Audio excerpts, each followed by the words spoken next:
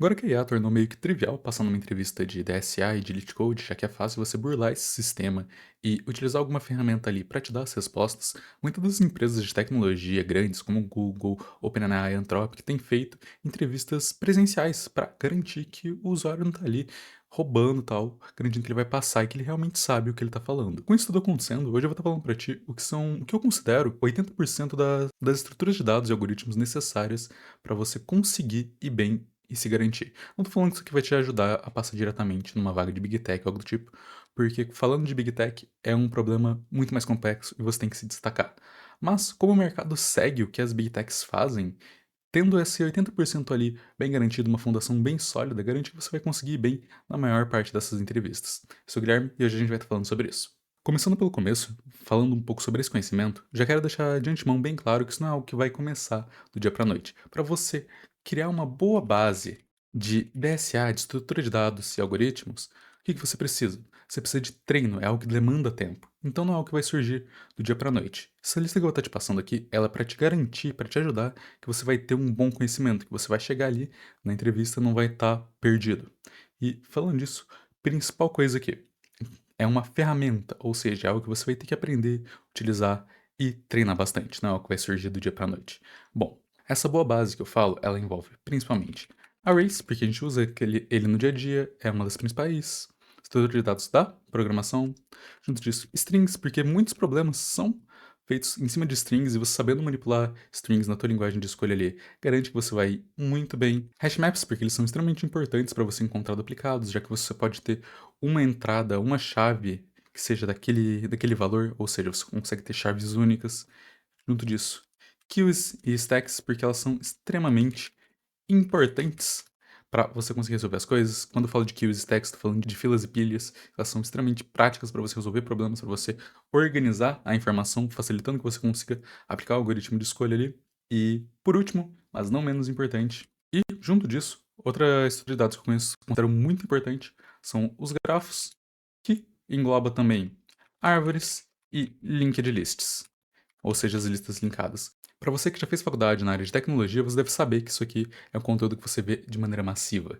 Mas isso aqui é a base para você resolver a maior parte dos problemas. Por que eu falo isso? Porque quando você chega ali nos lead codes e desafio de nível médio ali, é muito importante que você consiga montar o problema mentalmente antes, ter uma boa noção do que você vai estar fazendo antes mesmo de começar a codar. Isso é algo muito importante, porque reflete muito como você se porta também na entrevista. Bom, feito isso, tendo essa base aqui, essa fundação da sua caixa de ferramentas ali para as entrevistas, agora a gente vem para a parte dos algoritmos.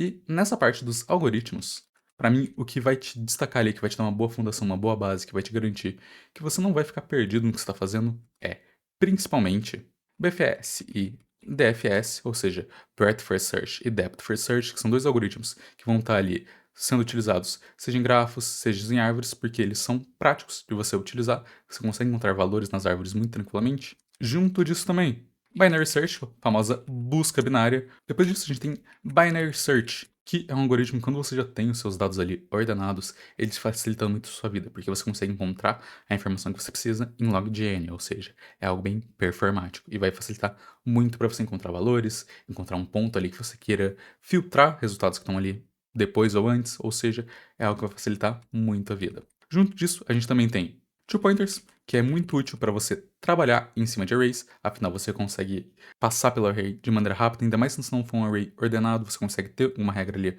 para mover o seu array, consegue encontrar algum ponto, ou até mesmo uma janela. E falando em janela, depois desses two pointers aqui, outro algoritmo que eu considero extremamente importante é o sliding window, que é você encontrar um intervalo ali, uma janela de dados que funcionam bem. Esses dois aqui trabalham mais com array, que são extremamente importantes, vão facilitar a sua vida trabalhando com arrays, quando você tem uma estrutura de dados ali que está colocada em um array, ou seja, são dois que eu considero extremamente necessários. Além disso, recursão e backtracking, ou seja, você conseguir fazer uma função que vai se chamar ali constantemente, vai estar fazendo uma recursão nela mesma, e backtracking, que é você saber quais valores já foram vistos. São dois temas que andam lado a lado ali, que vão facilitar muito sua vida para quando, por exemplo, você está fazendo um DFS e você quer saber quais valores já foram visitados em um grafo, em uma árvore, ou quando você está fazendo um BFS e você quer continuar chamando ele ali em sets menores, cobrindo tudo de maneira mais rápida.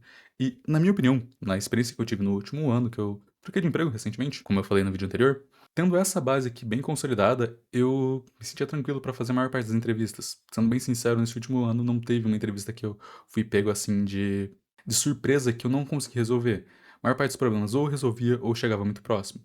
Então, para mim, na minha opinião, esses são as estruturas de dados e algoritmos que você precisa saber para garantir, ainda mais agora, com as empresas voltando a essas entrevistas presenciais, é muito importante que você seja capaz de resolver qualquer problema que venha para ti, ao menos começar ele de maneira tranquila, sem se perder. Porque algo que é pouco falado nas entrevistas é que quando você está entrevistando ali, muitas vezes o entrevistador não está ligando muito se você vai chegar de uma vez na solução. Ele quer ver o seu processo de pensamento, como você articula um problema e aí então você resolve ele. Quais ferramentas, como é a sua maneira de pensar, entende? Essa é a parte mais importante. Então, você sendo capaz de expor isso, tendo essa ferramental, sabendo o que falar, como falar, é extremamente importante. Porque é o que importa na entrevista de live coding ali. Então, é isso que eu queria falar sobre hoje. Espero que tenham gostado. Sou o Guilherme.